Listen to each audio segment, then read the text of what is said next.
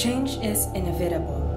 It occurs from your environment, your friends, your school, the society, the economy, crime rates, politicians, values, rules, policies, and even feelings.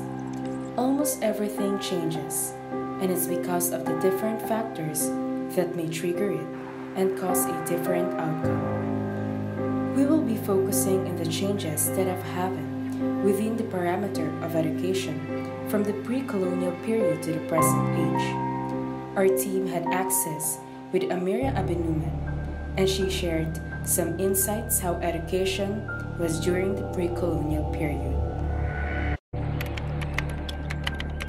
Education during the pre-colonial period affects the way we see our education today, from the way we comprehend, interpret, see our surroundings. Now, I'll be talking about the American, Japanese, Spanish, and contemporary periods. The Philippines was during the Spanish period. Schools were focused on the Christian doctrines, boys and girls had separate schools, the wealthy Filipinos or the ilustrados were accommodated in the schools. The first educational system in the Philippines was all thanks to the decree that required the government to provide schools for boys and girls in every town, and thus, schools like the University of Santo Tomas were established. Then came the Japanese and American occupation. During the American period, there were a massive amount of changes that even up until this day, they are still being practiced in our country. The Commonwealth provided free education to public schools all over the country. They also encouraged us to promote our nationalism by teaching the students the lives of the Filipino heroes. Vocation education, household educational activities, manners, and discipline were mostly given importance. There were also changes during the Japanese period. Firstly, they wanted us to stop depending on Western countries like Great Britain and US so that we can promote and enrich our Filipino culture. Secondly, they wanted us to recognize that we were a part of the greater Earth Asia co-prosperity sphere so that we can have good relations with Japan. Thirdly, they wanted us to be aware of materialism so that we can raise the morality of the Filipinos. Fourthly, they wanted to teach the Filipinos how to learn and adopt the Hmong so that we can stop using the English language, and also so that we can spread vocational education.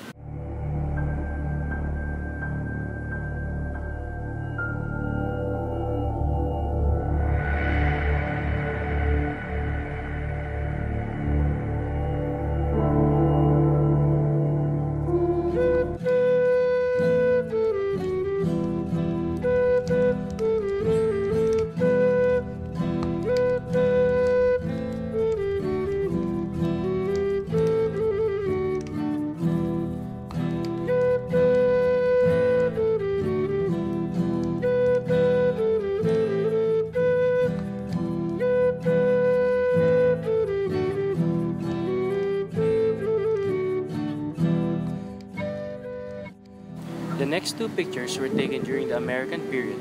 Both pictures show an American woman teaching a group of Filipino children at an American-run school. They were teaching education as a colonial tool. The last picture shows the Japanese soldiers post instructive posters on the Japanese language. The Japanese allowed Tagalog to be the national language of the Philippines.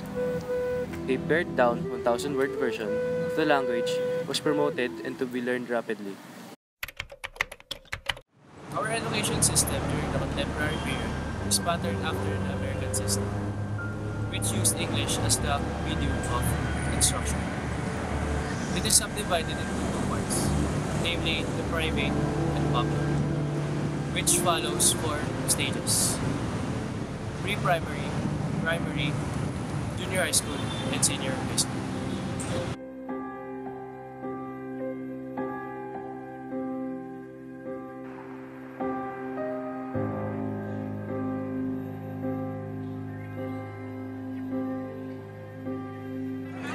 Hi guys, ito po si Ate Vanessa.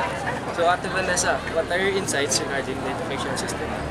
I could say the education system now is very toxic. It's not, they're not focusing on the students' learning area, but they're focusing on the students on the workload that they give us. It's not fair that we get to do a lot of petas, but we learn nothing in exchange. I could say the petas are not really relevant to what we to our future, and it's too much, and that's why these students experience stress and a lot of sleepless nights. And also, with the short days that they give us to accomplish our requirements, we have little time. Kuya, ano po pangalan niyo? Zen. So, Zed, ano po yung opinion niyo sa K-12 system kahit hindi po kayo affected?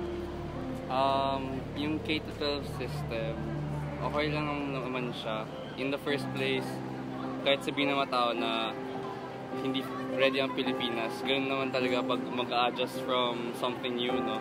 From something new sa system. So for me, okay rin yung K-12 because kailangan rin siya for if you want to go abroad, kasi iba yung sistema nila sa Philippines. So Philippines is outdated, di ba?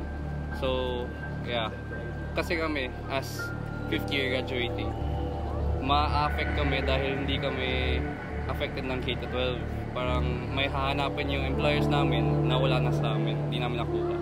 So ayun, I think it's okay. Yeah, it's helpful naman. Pero in the future, we'll see naman improvements, hopefully. Ayun. Si Arthur.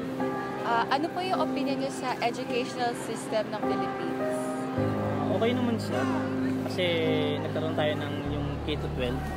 Since dati kasi sa buong mundo yata tayo na lang walang K-12. So, although nagkaroon siya ng additional 2 years na sa mga estudyante, magagamit naman din nila yun sa pag-ano. Kasi after 2 years, pwede silang katrabaho. Even if di sila makapag-aral ng college. So, may opportunity sila makapag-trabaho. Hi guys, ako si Edward. Edward, what are your insights regarding the educational system? In my own point of view, the educational system is wrong because sa dami ng students ngayon, parang ang hirap na ma-develop yung different unique abilities nila. And sana, imbis na one to many, parang one to one yung educational system. Salamat. Okay sir, what are your insights regarding the educational system? Of UST in particular? Of the country. Oh, the country. Well, I can, because I teach in UST and CSB LaSalle, I can say I can make a difference between the. Well, let's say that the education system of the country is more lenient than elsewhere. So many people, many students here get away with things that are in other countries will totally fail with. But that depends on the school as well. So the difference between USC and LaSalle, for example, or the College of St. Benilde, I teach here and used to teach there as well. I like USC much better because of the spirit here. There's something about the students here that is some kind of an order and I don't know, godliness or something about the students here that I really I appreciate very much. Unlike the greater secularism that you find in other schools. So if I were to suggest something, I would say to the UST fathers, remember the original vision of the founders of UST. We need to be a secular school, the best of educations, but to form character. And that's what's eroding in our time today, but less in UST than many other places. That's what I appreciate about UST.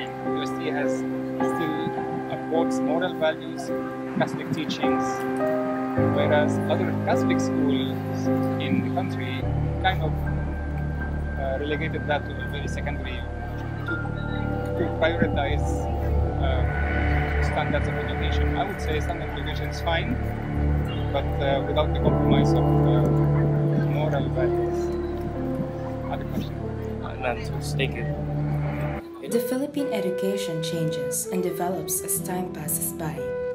With the help of technology and past references from Spain, America, Japan, and other countries that helped influence our education today's contemporary period.